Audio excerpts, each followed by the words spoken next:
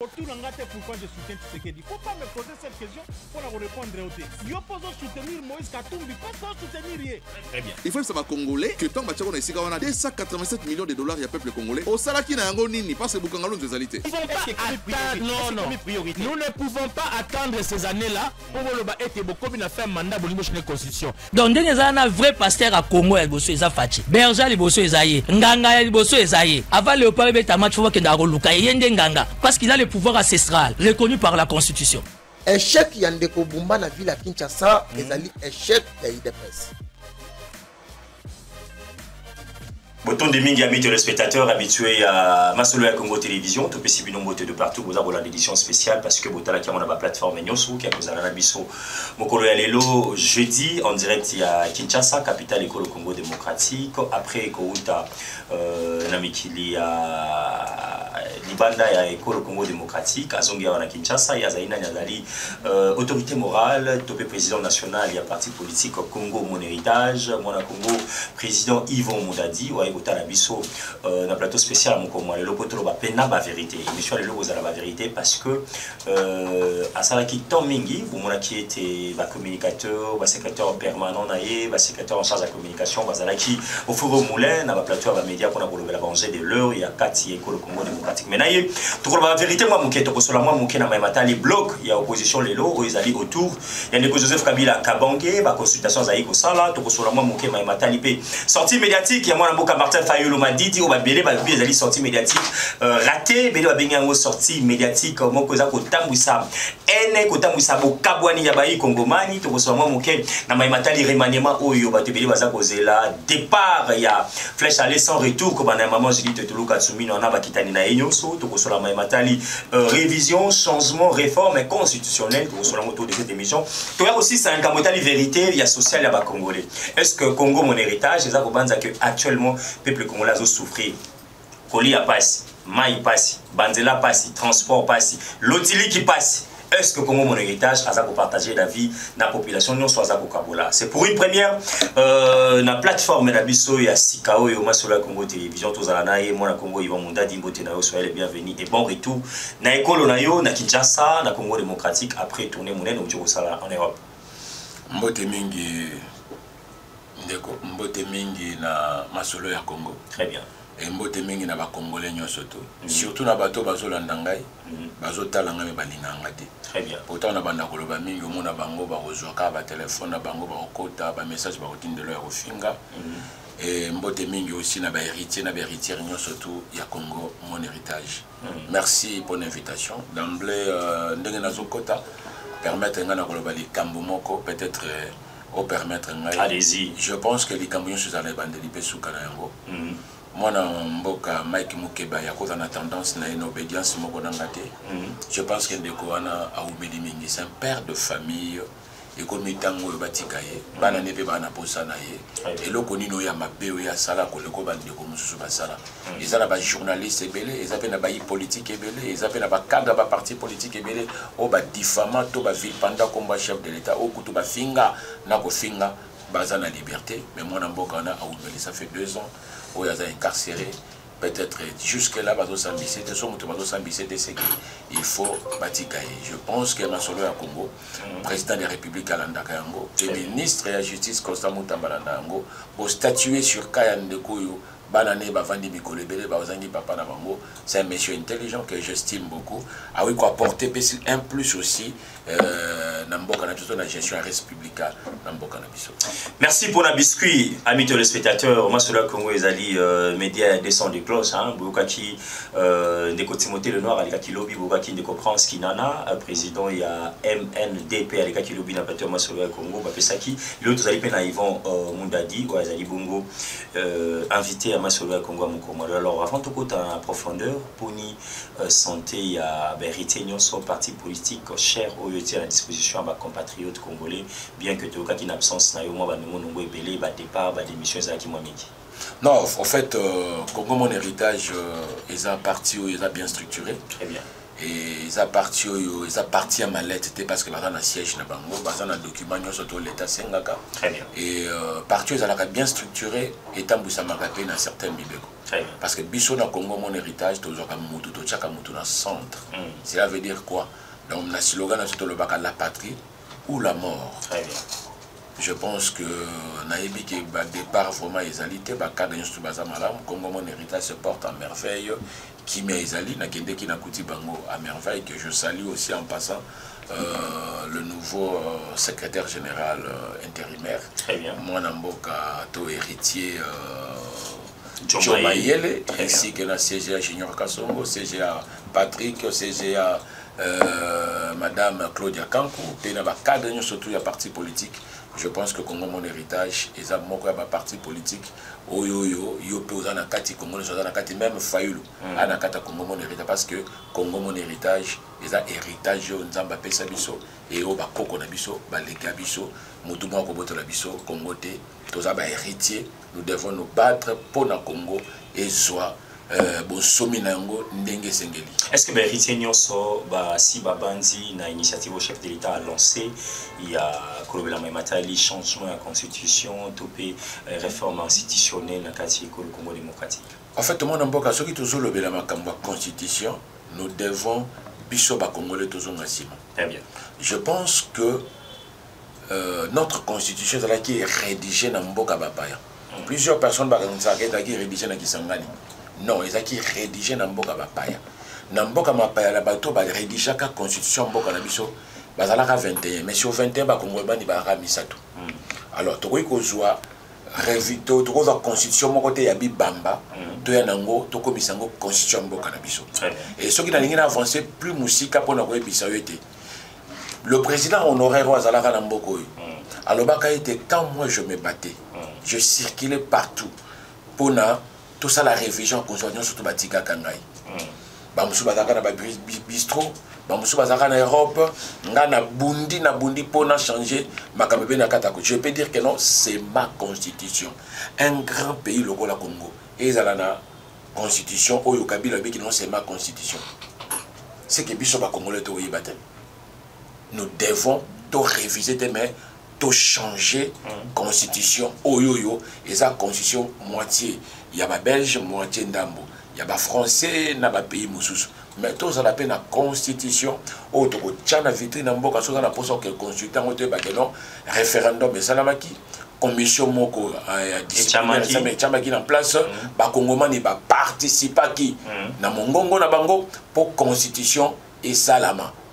Donc voilà la raison pour laquelle Congo mon héritage a 10 résolutions auto ko présenter na mikolo koya auto ko mema na parlement pour na ko aider mboka na biso na makanisi pe na boania pour na constitution sika auto ko na donc tout ça pour il y a changement ya constitution mais révision est-ce que na tamazo landa yo ezali constitution yango des opposés problème constitution lobi wana ya ndeko Kabila to ezali quelques articles où ils en a kati ya constitution de et salamaka taillé sur mesure. En fait mon mboka faut ba bien que constitution mboka na biso et un article monsieur euti na la ba corps ya le mera ou ba cotition na kata constitution mboka na biso. Donc lorsque bandeko ba changer qui plus de 17 articles na kata constitution, je ne pense pas que ça qui référendum to ba initier qui ba moyen musu pour bandeko musu ba participer. Ba sala qui ngote. Mais oyo toto changement constitution mokonza mboka sengi et l'inko le ba été apesi ba congolais Baya Basangana, tendance surtout l'opposition ou soit la majorité civile ou soit la société civile, non, résistant. Baya Bapesa Boigna pour la constitution digne à biso congolais. Très bien. Je ne vois pas ici Kaninango ou les autres ça bande comme sous pas je peux si bande comme sous bilobela parce que nous savons ça bilobela té bande comme il va craindre parce que été parce qu'on a intention et bato bazai ko accompagner chef de l'état bazo ninga couper ça est troisième mandat. Est-ce que bajija bato par rapport à intention nana moi baka penser ça dans motema ya moto pour bajiger moto par rapport à intention intention que ça ka pas na bango pas bato mususu té non one is a dictature lorsque bino bokota ka bosali bolongoli l'article 17 boche oyabino et ça na bateau babimaka bachaki oya bango to bachaki omboke salé o mboke salamaki te est-ce que l'article les aboya mboke sengela ki poza nango nana yebaka ba article ba ko changer nanya ngo avandaka ebisa bango ba article yo et ça la biso pas si ezo déranger biso tout ce article to ko tona kata constitution basala on a ba consentiment ya bango bango moko mais oyo bazo linga ba changer constitution bati ba kontonyo surtout non fayo lo na maele na oyaka Moïse Katumbi ozana po oyepe kutu maele dans la pena moi mingi te yaka kana moi maele zali déjà quand Katanga à l'époque hein déjà Katanga asala nini et ça parenthèse ozo non asala nini na Katanga oya dirija asala lo on ça l'émission moko sur le bilan de Moïse Katumbi bien sûr que oui naza po na uta Katanga na tambo na Katanga bilan na Jacques Kiaboula Jacques Kiaboula suis parti Katumbi asangisa ki bango wana nyoso asangisa ki nini asangisa ki wala ba asangisa ki la ka mercenaire ko ba que gestion kutata madame Fifi Masuka na yo Katumbi ya ya ndeko zo mboka ko moto misolo non esili abale ko utiliser mbonga leta lo ko mbonga poche na yelo asale lo na Katanga quand parenthèse on a zonga na mamweta constitution pour cette mission mon quoi bon constitution donc nous devons quand même changer to vanda ba congolais autour d'une même table to raisonner pour tout changer to bimsa constitution et ko la digne ya biso ba Congo donc Congo mon héritage avec le président national autorité morale à Congo mon héritage to sima mokonza mboka pona ko landa mayo akoloba la commission tokozala pour remettre ko raisonner le lenge nini to changer constitution avant to qu'il y ait un chapitre Italie remaniement question à Soukezali oyo combien de mortels nous ça ko ba opposition ya mboka na biso actuellement ou ba ko sala ba tourner peu partout ba ko tambola na mikili pe ya poto ko ba ne touchez pas à notre constitution est-ce que vous avez coli qui a bino na nyango moto azolo ba ba opposant école est-ce que na mboko to na opposition exact. Donc on va frustrer dans l'opposition. L'opposition n'existe pas dans notre pays. L'opposition. On a la ironie, on a la ironie. Dans monaka opposition, il y a mboka na biso et si la tango sphinx alimentaire dans la sous na biso te. Parce que l'opposition est Nikolobanine. L'opposition est accompagnée avec le gouvernement à la Kisaka Bango Bambeba pour passer à Bakamalam. Mais ce qui est opposition, parce que nous hors de moko dispersé. Pouvez-vous nous citer ne fût-ce que Kombo Moko Yamuto à sa porte-parole et l'opposition de Katamboka? Nana Kotang le porte-parole. Nana opposant à Katamboka. Parce que ce qu'on a dit, Fayulu a opposant. Fayulu a résistant. Katumbi azana. Aza opposant, aza mercenaire. Mais oui, Denis Mukwege azana. Denis Mukwege. Oh, aza opposant, aza docteur. Oh, Denis Sesanga azana. Denis Sesanga, aza opposant, aza ancien rebelle non. Ana makila bato boma na maboko na yino. Adolphe Muzitu azana. Adolphe Muzitu aza opposant à l'opposition républicaine. Non, pas radical.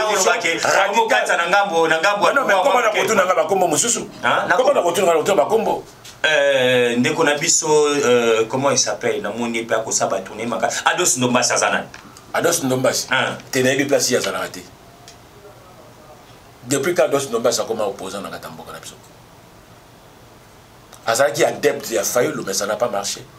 Asala mouvement na emo. Non, Azalaki adepte 2028. Azalaki adepte il a failli ça n'a pas marché.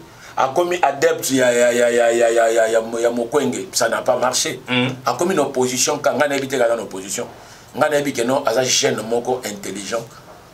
Oyo azolinga asale la école naïe et nous à cause de la opposition moko loko là-bas. Il faut aller dans pouvoir là d'abino. Non mais moi je ne dis pas que les gens pas dans Dakar bateau. Même nakata ndako sika yo balo za madame nakata ndako comme ça équipe moko. Très bien.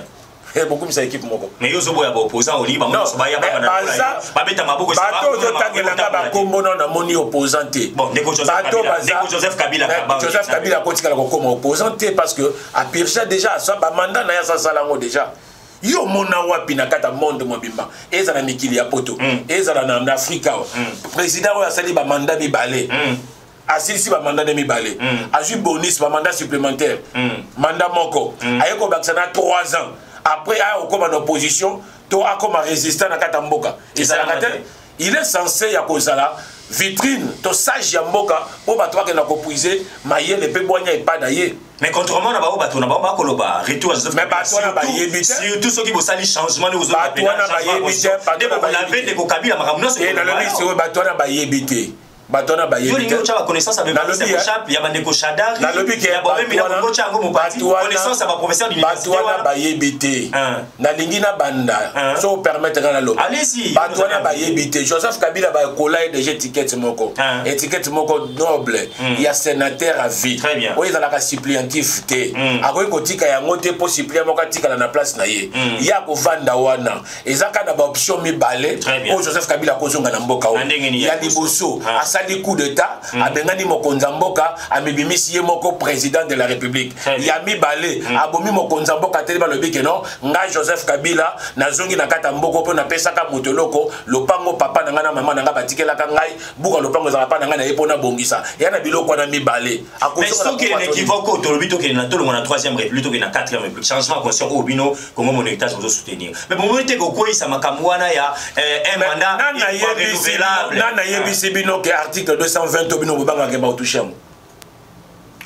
donc bino pe besoin na makanisi mususu to ke ina changement mais ça article mususu rotika pona na lobby boy constitution ça beaucoup likonzi ya mboka to anticiper maele na bisoté et si ka oyo bato yo bazo sangana ba kongomani bazo sangana te je pense que na kati ya République démocratique du Congo au moni ba dignitaire ba ancien premier ministre ba sangana kina ba ndeko kutu likulia ba vandi po bazala na commission ya discipline to ana posa na sima ya kutibala ya kité azali sur place ne kutibala ba benga qui était pour avoir la tendance attends la tendance na aussi to lobe aza opposant républicain non mais moi je pas la tendance na biso ke ba benga qui était parce que communiquer ba lancer qui na ba premier ministre sorti à Yambo ba ya yena yoka ki na ba source on dirait ba benga qui était na ba benga était parce que communiquer les gars qui ba c'est tala on a ba bimaka ba victime OK ba benga qui ba tunyo surtout apona kana tata pe to mona qui était apona kana mais apona kana ye baponaka na bango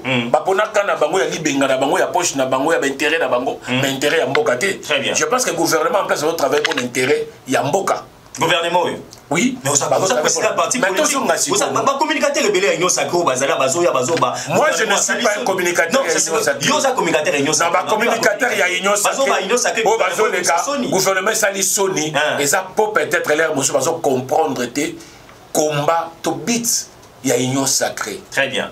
En fait, on a 4 Mboka, nous devons quand même savoir pendant 6 ans, Mokonza Mboka Tangwaye, akutaki libulu moko mwa molai. Très bien. Et zaki na ba axe na ba secteur il fallait qu'il ba vandi sanam.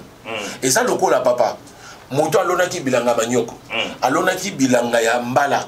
Alonaki bilanga nguba. Avuzuli yango nyonso to esili. Sikoyo atiki bilanga ona en désordre na ba salité wana. Lorsque moto akoya soka lingi alona eloko liboso fa banda ba Kongo na ba pao na ba machette abalusa mabele sima banda kolona. C'est ce qui se ozo leka na kata mboka na biso. Na 6 ans, je pense que il faut te bête là, Mokonza Mboka Baboko Makasi parce que la réalisation n'a makabuya sali et ça collègue. Vous êtes président parti politique, oui. Mais ça porte président parti. Vous avez la mission monnaie au peuple azali a pesi bino pe confiance, ya ko kenepe ko lobela ka population na biso. Ya ko kenaka pe ko etika ka pe mas na biso, ko kenaka pe ko encadrer population. Mais on a zo lobela. Tango zo lobaka ke na 6 ans tata Mokonzo asali au moment où bato ba ko lela banzela pasi. Au moment bato ba ko lela kolia pasi. Mwana Mboka. Mwana Mboka. Mwana na kosi. To kende malembe. Allez-y. To kende malembe. Allez-y. Tozana on a Kinshasa wa? Naza na Kinshasa. Très bien. Natambo na Kinshasa. Na uti mikili ya poto. Natambo na mikili ya poto. Nazongi pe na Kinshasa. Très bien. Yebisa ngai na gestion bandeko mususu. Banzela to bandeko ba chinois o ba ya pona ko bongisa banzela eza gouvernement Tshisekedi mtobengisa ki bango. Lorsque cartographie à Kinshasa et Yébani Malam. Puis cartographie à République démocratique du Congo et Yébani Malam. Quels sont des projets, tant de mécanismes au bande de Kobatika qui au bande de Komusu Bakoya Kosala? Parce que Moussala, l'État, ils ont la canine. Ils ont la continuité. Il y a Missala bande de Komusu Basalaki. Est-ce que gestion républicaine bande de Ko et à qui Malam par rapport à Oyo? C'est ça ma question. Au biso to wiko se poser les Sikawana. Tu sais qu'elle dit aïe à Kouti Banzela Ndengue Zali. Et les loyo n'a pas réalisation na ye tozo mona entre ba réalisation ba tumususu et ça Boutou Petongo na 6 ans pamba ya sali il a réalisé beaucoup de choses. Est-ce que la réalisation de réalisation ce n'est pas seulement problème ya socialité et ça kaka problème ba banzela té et ça aussi problème ya kimia ya biso na kati ya mboka. Très bien. La guerre, ça fait plus de 2 décennies. Laissez-moi vous dire, Tshisekedi ne peut pas aller négocier avec M23. To abenga Kagame, abenga Museveni, na katiba pese injonction pour aller négocier pour qui me kota na mboka. Non, Tshisekedi a bunda na FARDC, na bande de biso wazali ne peut pas récupérer ba territoire union surtout. Ya mboka na biso. Tshisekedi a kotikala ka jamais comme ça na brassage, na mixage, ko soit ba soda, ya ba pays musu ba infiltré armée na biso. Lorsque makambo ezo le kalelo, po ba joie et sikoyo ba botoli to et siko ba kuibiso. Oyebe lo de salama ki. Soldat avec censé il y a qu'on protéger le territoire na biso. Atati sinanga mosusu. Mais cela na outaki na RCD, à Tambola Tamboli, à comment armée na biso par rapport à brassage na mixage. Donc trahison. Tu sais que la cause ça la moté. Rôle majeur na ya kozongi sa yo congolais na bonsomi po o défendre mboka na yo. Et loko bato musu basala kate. Atina monsieur kota union sacrée. Mwana mboka mais za motuna na biki so mwana mboka obaki loto so na naza congolais na tuni motuna so naza congolais je pense que nazo défendre vision ya mokonzi mboka Félix Antoine Tshisekedi Chilombo on a monié sur le président unique et bon bah surtout je pense que ça concept na biso na kati ya parti Congo mon héritage toza sima ya mwana mboka Félix Antoine Tshisekedi Chilombo. Donc, le peuple congolais a partout dans le monde. Deuxième mandat, ce qui est Nabino pe Congo mon héritage, peuple congolais a s'attaquer Nabino. Il ne faut pas parce que pays parce que premier mandat, Ngaïté, chef d'État, il m'a investiture. Atali Sibiso non sur blanc que Berrer n'a passé et Bozo Ngali souté. Azali mais Azali muta comprendre qu'il y a ça qui a mandat à Liboso, à Kouta n'a pas à Kouta ni pe, n'a pas de comprendre qui vision a été. On va analyse. Il y a un deuxième mandat. Tant que Moussous n'a habité dans les prophètes de Malais. Olingina fungolelo parenthèse. Allez-y, fungolo comme ça. Ce qui m'a conjambo kaloba qui était berrer, il y a pas ça aux ongles la moto. Erreur à Liboso à la Guinée. Dans la yébité dans ce cas-là, encore il y a FCC cash. Il y a moins erreur à Liboso. Il y a la erreur à Liboso à Makasi. Entre bino moto moka ndimaka te que tu sais que la copie manakata et toana. Tout la kata cercle vicieux wana. Po boche la kaye tunda ya kasende. Boche lié Janine Mabunda. Na finance boche lié c'est les Alaguni. Na justice boche lié tunda ya kasende. Alexis Tambwe Mwamba na Sénat. Bo blocaka partout. Boche basi moko boye na portefeuille. Baso bloquer voire même ordonnance chef de l'État. Et Namutu Yamboka, premier ministre, boche lié le PP Ilunkamba. Très bien. Mais pour na kobima na eto wana to pour na kobima na crise wana Tshisekedi a utilisé mandoki te makila ba congolais tangate abotola bango parlement na papier na biki na mutu abotoli sénat abotoli majorité abotoli débauchate mais tout na kasenda ebisaka okeno na ozena na benga yemei banda benga yemei tilelo yemei ayate akoma elo Tshisekediste yemei wana zo yamba batu yemei azo non mais mona mboka so le binanga ke yemei azo yamba batu za moi pas mingi mais le mal du Congo s'appelle Kabila le mal du Congo s'appelle Joseph Kabila Kabange c'est lui le mal du Congo pourquoi justifier encore mais faut justifier vous avez géré ce pays par mensonge mais vous avez géré ce pays dans mensonge. Bobandaka dans mensonge, non? Mensonge. Le premier président a été le mensonge.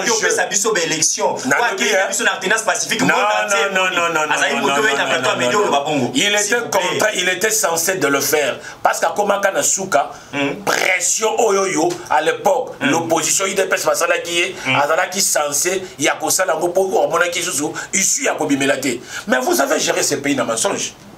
Mensonge à Liboso. Lorsque Boye, Bokomi va continuer à Katamboko. Dis-moi la réalité, Dinangobino Bokoma va président à Katamboka. Qui est-ce qui vous a dit que non? Ce qui président mon quoi Koufi, il faut pas seulement on va remplacer comme président. On les a histoire passée. Mais non,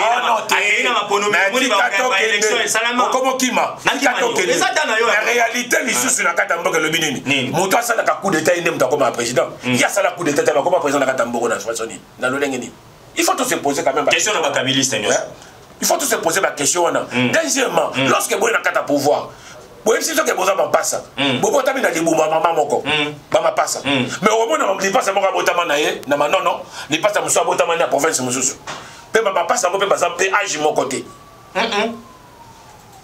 ozo comprendre eza mensonge to bonga bokosaba na nango lorsque bazotuna leki moko famille mobimba nyako bodirige biso na kata bo bozalaka 3 personnes na pamba bozwaka matanga te baprome comme mille bozalaka 3 bango basala makambo nango discrètement balingaka te makambo nango nyonso ezala médiatisé na mboka bozalaka 3 personnes mais soki bapose leki na yo na 3 personnes abiki no bokoma yo komaki na Congo yo koma abiki no biso to komba congolais depuis 1997 donc bakomaka ba congolais depuis 1997 siko banda kala bazalaka banani lipasa moko ya mwasi aleki na télévision bopesi commission monene ya kogérer na kata parlement ya mboka na biso aloba na bino kana biso na pays oyo ngai na pays na biso tozalaka soki tobotami ozokende classe bakoti na service national bakoti na formation militaire biso na kata Tanzanie siko biso to na kata Tanzanie na kata mboko tana lipasa mdaba bongo oui aloba ndeko za na ngote changolo aloba ndeko na télévision na télévision moko na biso na ngote na télévision ko tuna ensemble OK na ensemble OK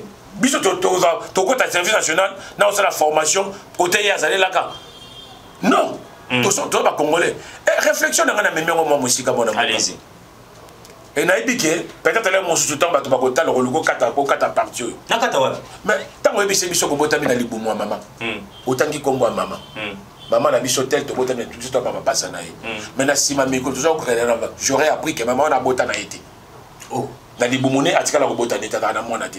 Mais vous avez géré le pays dans mensonge. Lorsque Bino Boyaki n'a pas beaucoup, beaucoup de dollars n'a combien? 930. Maintenant, botiki pouvoir, botiki dollars dans 1750. Bon, mati ça qui to bokiti ça qui.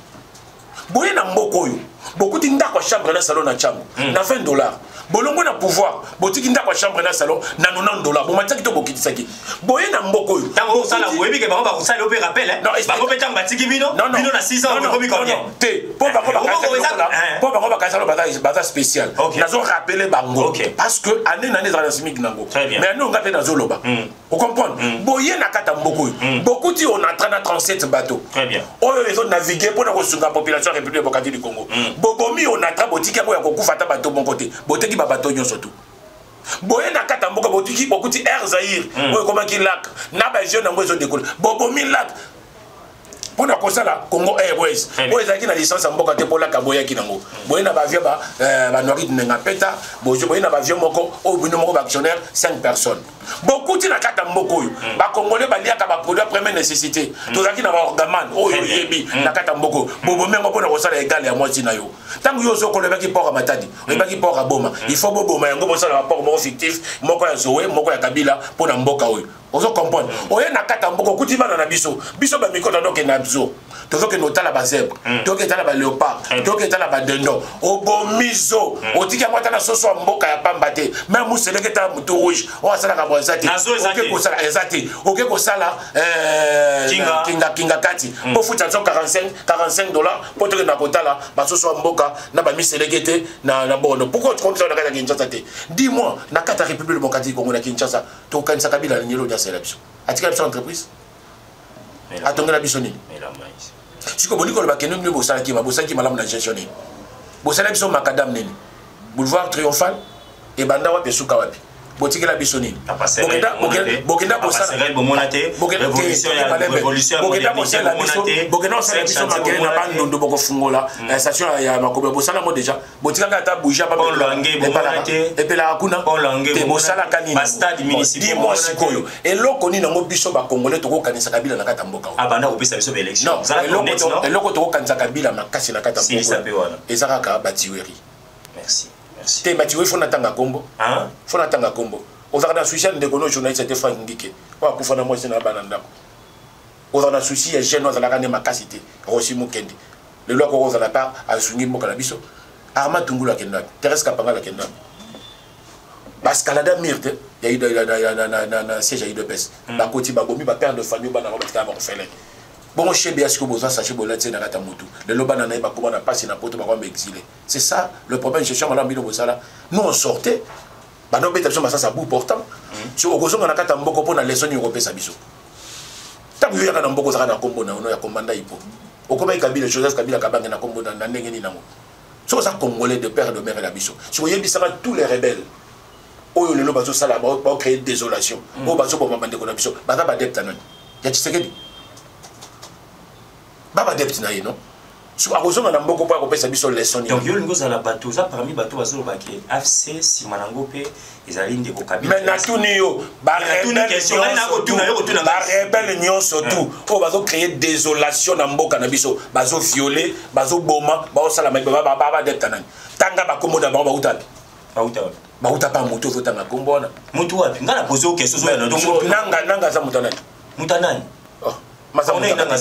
auta pa Kabila siko omoni ya papa lorsque vous les canaux télévision non Kabila il ne fallait pas Kabila il ne fallait pas pour mboka République démocratique du Congo eza bilanga papa na bango na mama na bango mboka na bango batikela ki bango o bango il fallait ki bango ba pesa ka pouvoir ba donner à leçon na kata mboko alors que batika mboko na chaos gestion na bango de gestion chaotique calamités na kata mboka o non mon mboka nous devons quand même soutenir ba congolais o ba na ba initiative o ya bosala mosala malam entre ma réalisation et Félix Antoine Tshisekedi le monde.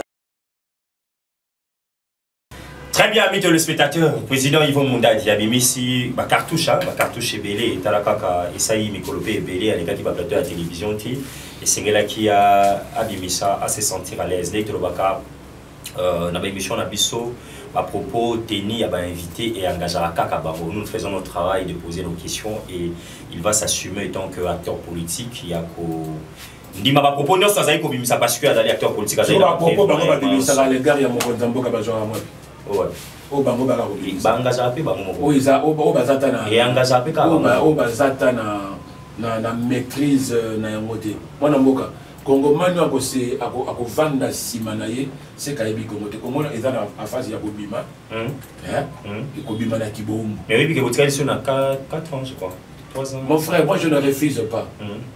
Je pense que tu sais que la surprenant qui bat tout. Et si vous avez c'est un président de la République le plus sage, le plus intelligent. Il y a pas président. Il ne parle pas beaucoup. Le plus sage. Le plus sage. Le plus intelligent. Intelligent aussi. Ok. Dis-moi, discours ni nango président ou autant na kumono wa bika kozanga na katambo ka sala discours mo convaincant na katambo. Babi que non, on a fait à 12 ans le battre. Mais il nous a dirigé pendant il n'avait pas à diriger Bisson à derrière pour te bagiter. À diriger Bisson derrière pour te bagiter. Nana vota kai. Congolais na kota ki afandi. Vota ki était batum. Na bité tant ya comme président na vota kai. Congolais na vanda ka sariba bi que non, bonjour moi na musée Laurent Désiré Kabila Bochaye ya comme président. Merci Yvon Mundadi. To kanga parenthèse à Ndeko Kabila, ce n'est pas une émission spéciale pour Ndeko Kabila. Ils avaient Ndeko Martin Fayulu a sali bino batoza ko accompagner Félix Antoine Tshisekedi Tshombolingi vérité te pour l'année. Ndeko Martin Fayulu a sali sortie médiatique na e batomsu ba comme obenga e tribaliste, batomsu ba comme ba beti discours moko ya haine. Est-ce que tant qu'analyste politique, acteur politique majeur oyo ozali la qui ça ba greffe oyo ekolati Ndeko Fayulu na sortie médiatique na ebele ba kobenga ngo ezali raté. 2 minutes rapidement. Excusez-moi mon mboka, il est le politicien le plus nul. Le plus nul. Le plus nul, le plus aussi. Combattant du peuple. Combattant du peuple. Il a abondé la peuple.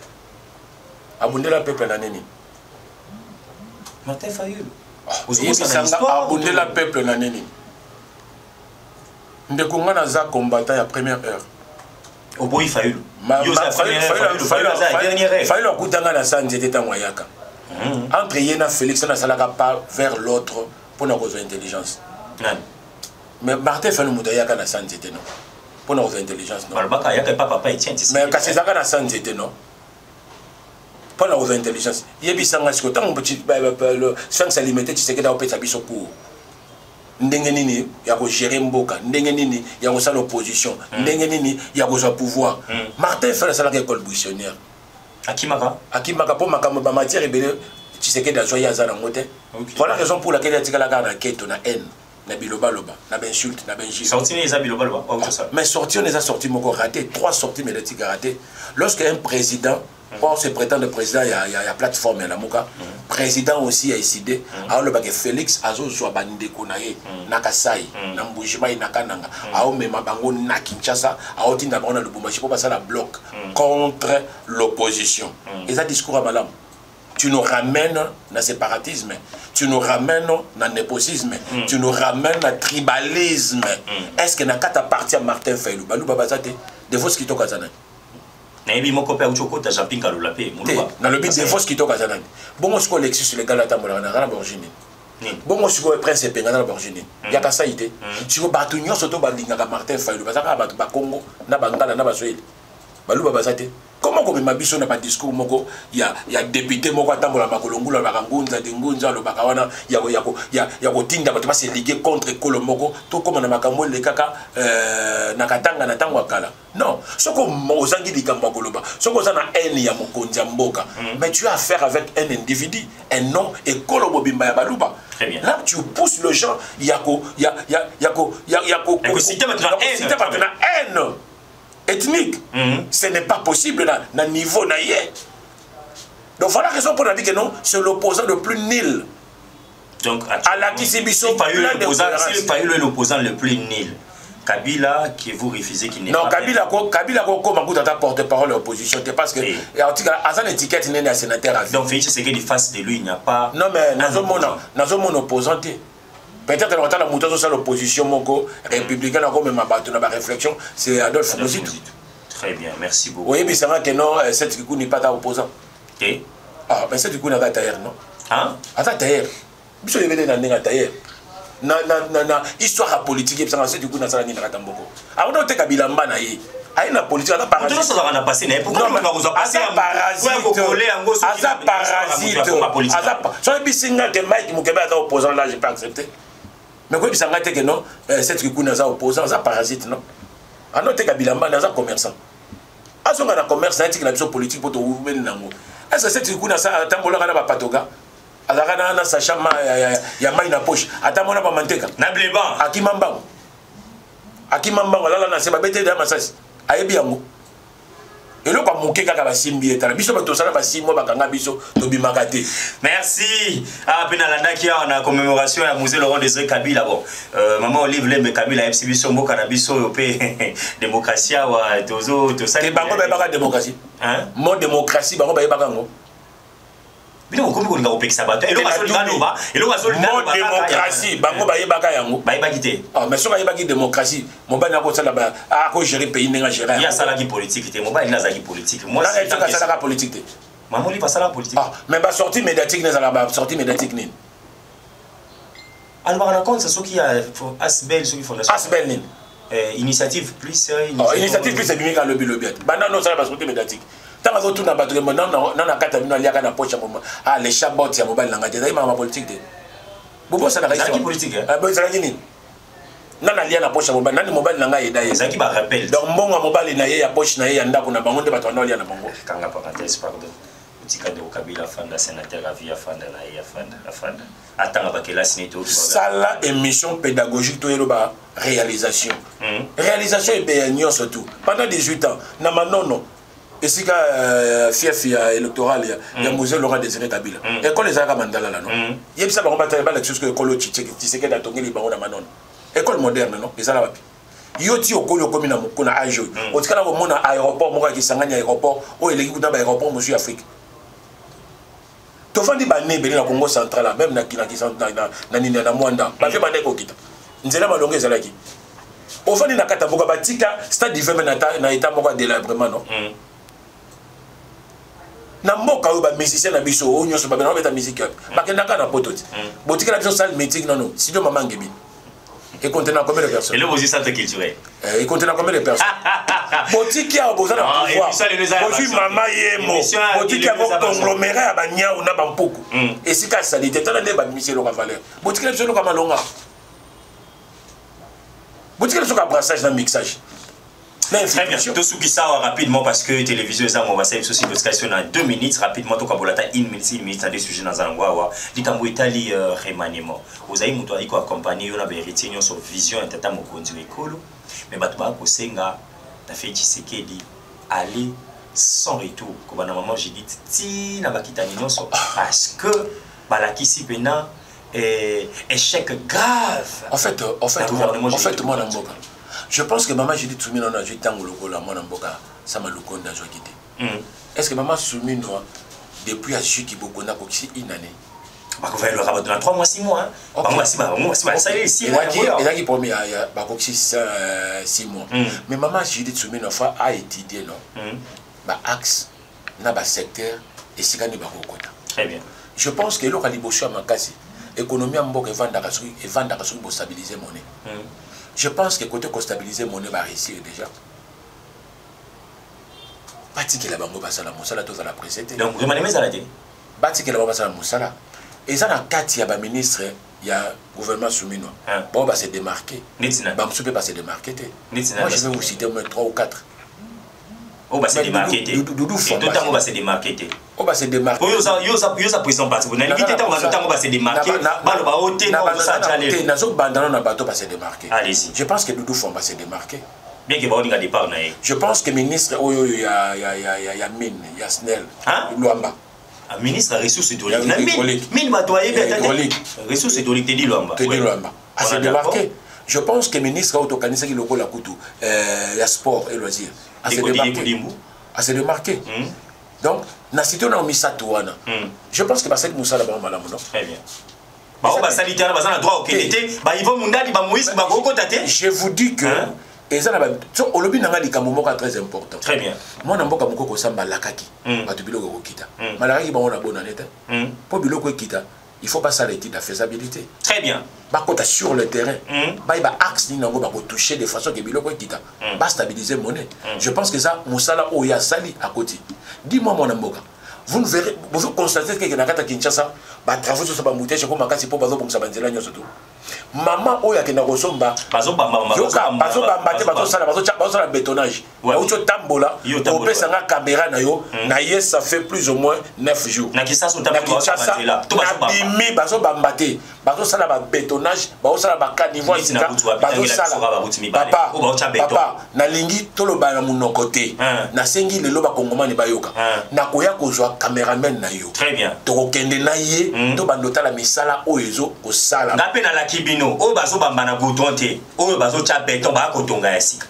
Pongo bilati la kibiso banzela nyoso, ba route secondaire nyoso ba sala ki bétoniser. O ce que tu retales avec les honorables. On est fanatisme au sala wana. Ngo bilati so ba route nyoso tout. Ngo bilati la kibiso ba route nyoso tout ba bétoniser. On ngo boyango. Route nyoso ba. Ozaki na bisasa teta ko ba cha ki beton. Ngana bingo bilana musala makasa sala ki zakia robina. Baba kele bakia robina. Na ko cha bangeli ngeli na makadam. Mais la gestion ya vie projet à Kinshasa. Moi ça n'est Melibino. Kinshasa Melibi sauté. Je ne suis pas aussi pour je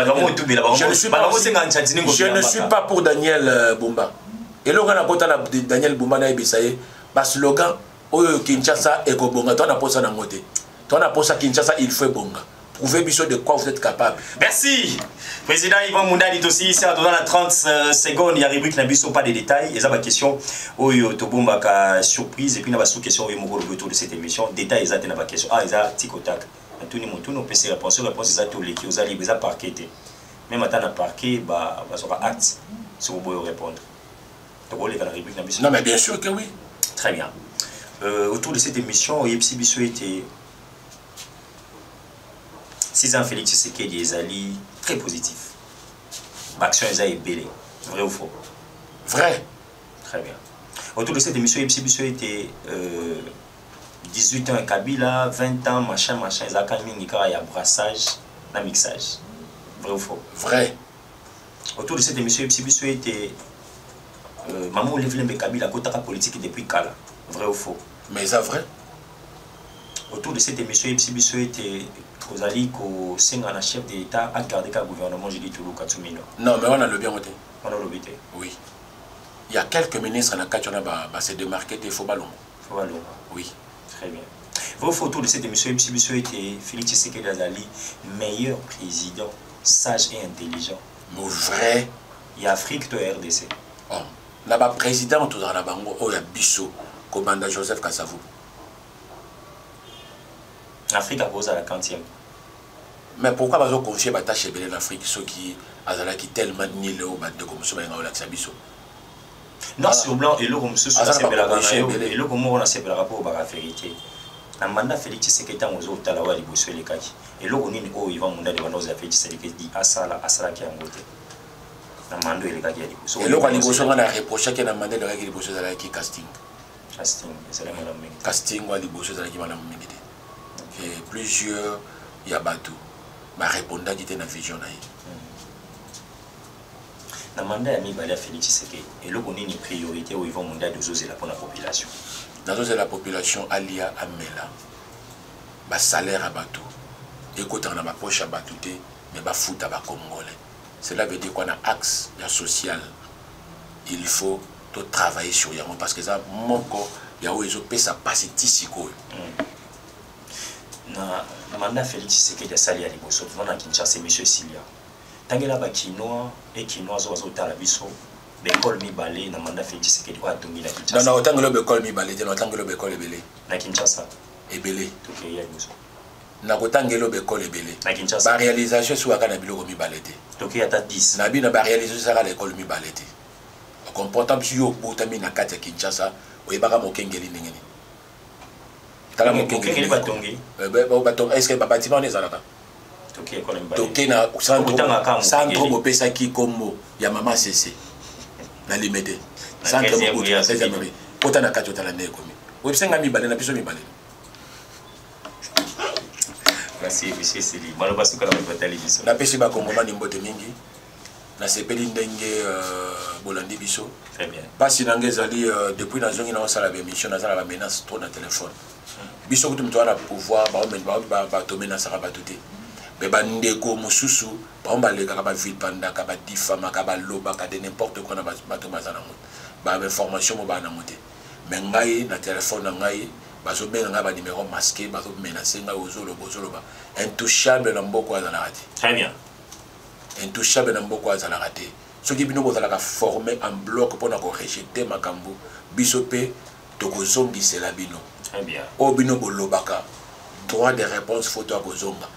Bino boleka mingi popo finga mais biso to sala ka analyse politique. Ce qui na lobby Kabila sala le côté so lobby que non de parler aux gens Fayulu sala le côté. Mais Fayulu sala na ba racine ndenge moranga na yote ba congolais. Fayulu na njili ya botami to yebi borigine na papa ne rai comme vieux wa. Très bien. Pas un congolais de père et de mère le kola ngana yo. Très bien. So yo za simane landa simanae. Merci. Merci à Yvon Munda pour la dénonciation. On a mis téléspectateurs. Naïm Sarabino était masolo ya Congo ezali parquet à mis téléspectateurs. Ezali esikao toyaka tobenga ngo 4e pouvoir. Au commission de cloche au ya population esikao yo baluka ki ko komisa ngota musuna makomi ba ko quitter mais télévision ezali 4e pouvoir. To komisa ngo mena le rappel dans la rawana au milieu du village 2 sons de cloche de Yvon Munda de alobi noir sur blanc. Tuni bituna apesi biso biyano yo pour la biso za ina ba point de vue contraire oui ça na biso mais aussi ça émission le ami de spectateur na biscuit moko ya moké parce que le bina bandaki déjà investigation wana et puis na ko sala plateau spécial wana mokolo ya samedi pour na botali sana bino noir sur blanc na investigation na bandi déjà na ministère économie ah oui avec le professeur Mukoko Samba. Je me suis rendu compte, amis téléspectateurs, majorité à ma journaliste, majorité à ma communicateur, nous sommes à ma plateau à la télévision. Pour la départ, kosenga la chef de l'État, na ministère de l'économie, to miko mona li sous la personne, il y a professeur Mukoko Samba te, eloko ali boso botuno na remarqué l'investigation zanini. Bande ko wana bakena kosenga na ministre. À côté ça bango na forfait bazala payer à chaque fin du mois pour que basa la relais ya ba communication na ye. Ministre le roi lobby azali déjà na voix officielle o ya communiquer na cabinet. Ndebo moni ba frisé wana babandi. Na mai matali alakaki biso biloko, alakaki ekokita. Ah, comme ça, les côté affaire échouissée par professeur Nyonso, Ali professeur Assoni. Voilà pourquoi investigation to kota ki to bandi, journée à lobby mobimba, na kosi sanaye labino noir sur blanc. Des réalisations, des réformes et puis situation exacte du ministère de l'économie. Ce qui est salamité, n'a pas salamité parce que Moïse Moumou n'a pas été dans le cabinet. Na koyana 6 investigations, samedi ça sera un plateau spécial pour tout le l'économie. Mais na lingi sina rappelé na ba confrère journaliste. Vous voyez batangi saka na biso été. To kitaka sur terrain pour na ko palper du doigt, récolter information, koya ko traiter puis ko diffuser. Ce qui n'a pas d'information ya mototé à ministère tina koya ko lobaté. Et je pense mukolo ya samedi oyo ba confrère et concert mingi o bazwa na plateau à télévision pour na ko ba intox o ba ko komanyo so ko twitaka sur la personne ya Mukoko Samba ezali soni ezali mawa. Azali bateau te lokolo bo mesana ki wana ya kopesa ka chintu. Il y a quelque chose, il y a beaucoup de à la télévision. Nous avons dit rendez-vous les samedis en direct à Mazolo Congo Télévision. Beaucoup de pièce contre pièce, il y a ma immense et ça a mis le ministère. Merci l'équipe technique, merci na Yvon Mounadi a sali biso plaisir, pour ta fraîchement na Mikili Apoto et to sali na plateau spécial, je crois que mon koroma lobby, to kozana maman moko kozana biso, maman nana kozana biso, pourquoi? Parce que lobby de Moïse Mouye Sengeli totalis à la face du monde, ba action palpable ya maman Denise Nyakero Tshisekedi, ba dongolo miso ya République, ba lingi ba zappé, ba action nyonso ya première dame na biso, ba ke koleki saka ba message ya lokuta. Demain, ça sera en tête à tête avec Moïse Mbouina, maman Nabiso Nana, ou Azali pour accompagner Fondation Denise Nyakero. A Rosana Bisolobi à Toko Peta par révélation, Toko Peta Biloko. On se retrouve demain, au revoir. Pourquoi je soutiens Tshisekedi? Il ne faut pas me poser cette question pour la répondre au texte. Yo pose soutenir Moïse Katumbi, pas soutenir rien. Très bien. Il faut que ça va congolais que tant que ici on a 287 millions de dollars il y a peuple congolais. Au salaki na yango nini parce que Bukangalo nous alité. Nous ne pouvons pas attendre ces années-là pour le être beaucoup bien faire mandat pour la constitution. Donc dès un vrai pasteur à Congo il bosso eza fachi. Berger il bosso ezaye. Nganga il bosso ezaye. Avant le parler beta match faut que ndaro luka yende nganga parce qu'il a le pouvoir ancestral reconnu par la constitution. Échec Yandeko Bumba na ville à Kinshasa, ezali échec ya IDPS.